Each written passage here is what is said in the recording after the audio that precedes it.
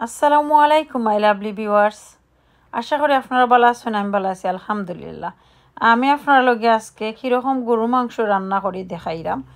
আর একটু কি আমি যে তা শিখলাম কি ইসলামিক ভিডিও কল দেখা অত চিন্তা করছি আপনার লগে কিছুটা শেয়ার করব। তো আজকে কি আপনার লগে শেয়ার করলাম গিবত সম্পর্কে, যে গিবত একটা যে বড় ধরনের অপরাধ, বাট আমরা সবসময় এখন গিবত করি। গিবত খেয়েও যদি করি আমরা, যেমন হাদিসও আইছে যে গিবত করবা তাই কেমন মানে তুলনা করা হয়েছে আর কি নিজর বাইয়ের মরা গুস্ত খাওয়ার সমান। সো আমরা গিবত থাকি বাচ্চা থাকতাম ওটা আর কি। আজকাল আমরা যে সুন্দর কইরা কয়েকজন বইয়া একজনের বিরোধিতা আর একজনে মাতি কি তার অনুপস্থিতে। তুমি যদি তোমার ভাইয়ের কথাও মাতো, তোমার ভাই উপস্থিত থাকেন না বা বোন উপস্থিত হয় না, যে কোনো খালা দাদা মামি যদি উপস্থিত থাকেন না আর আপনি সত্যটাও মাতইন যে তাই ওটা অপরাধ করছেন, বাট ও মানুষটা উপস্থিত নাই আপনি মাতইন, ওটাও গিবত। সো আমরা চার টেবিলও বইয়া যে মজা লাগে না আমরা একজন আর একজনের বিরোধিতা মারতে, আর যে সময় আমরা ও মানুষটার গেছে পরের দিন যাই আমরা ও যে চা খাইছি যারারে লইয়া টেবিলও এইনর গিবতও করি, অথ হইল গিবত থাকি। তো আগেও কইয়া রাখি আমি কোনো মুফতি নাই বা আমি কিচ্ছু নাই, আমি কি শিখলাম যে জিনিস ওগুলো আপনার লগে শেয়ার করলাম আমার ব্লগের মাধ্যমে। ভালো লাগে আমার কাছে আপনার লগে শেয়ার করতে।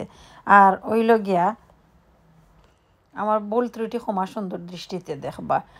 আর যারা কি গিবত করইন তারা মরার পরে কিয়ামতর দিন তারা নখগুলারে মানে লুহার নখ কইরা দেওয়া হইব না, আর ও নখ দিয়া মানে নিজের মাংস নিজে চিরা চিরা খাওয়া হইব। বুঝরানি কত বড় অপরাধ, আর কত বড় অপরাধও আমরা জড়িত। আমরা মনে করি এটা স্বাভাবিক একটা জিনিস, বাট এটা অত মানে স্বাভাবিক না জিনিসটা।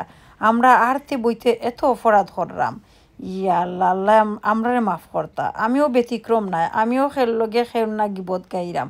সো আমরা বুঝলাম না এটা গিবত দিয়ে। আর আজকাল আমরা দেখছি যে ও গিবত গাইতাম চাইরাম একজনের দোষ, বাট কইরাম ইস কিলা যে কইতাম এটা তো আসলে গিবত হয়ে যাব, আর না কইলেও হয় না।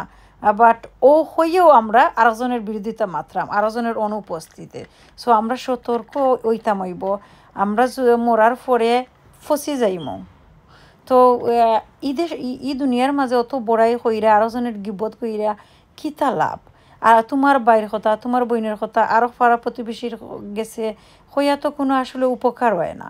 বাট আমরা হইতে থাকি, আমরা মানে শয়তানে আমরা অ্যাটাক করে, বা শয়তানের কাছ থেকে আমরা বাঁচতাম কিলা চলতাম কিলা শয়তানের কাছ থেকে। যে সময় আর কি মারতাম চাই ও সময় আমরা উচিত স্টপ হওয়া, যে শয়তানে আমরা আগুইয়া দের।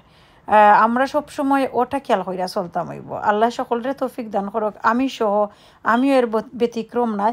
বাট ট্রাই করি সব সময় মানে ইটা থেকে বাচ্চা থাকার। বাট অভ্যাস মানুষের দাস, আমরা এত অভ্যাস করছি এটারে, মানে এখন গিবত গাওয়ার ট্রপিক হয়ে গেছে, সার ট্রপিক, মানে খাইবার টেবিলর ট্রপিক, নিজের বাইরের কথা নিজের বইনের কথা মানে বন্ধু বান্ধবের কথা, মানে আমি খালি বালা আর সেও বালা নাই।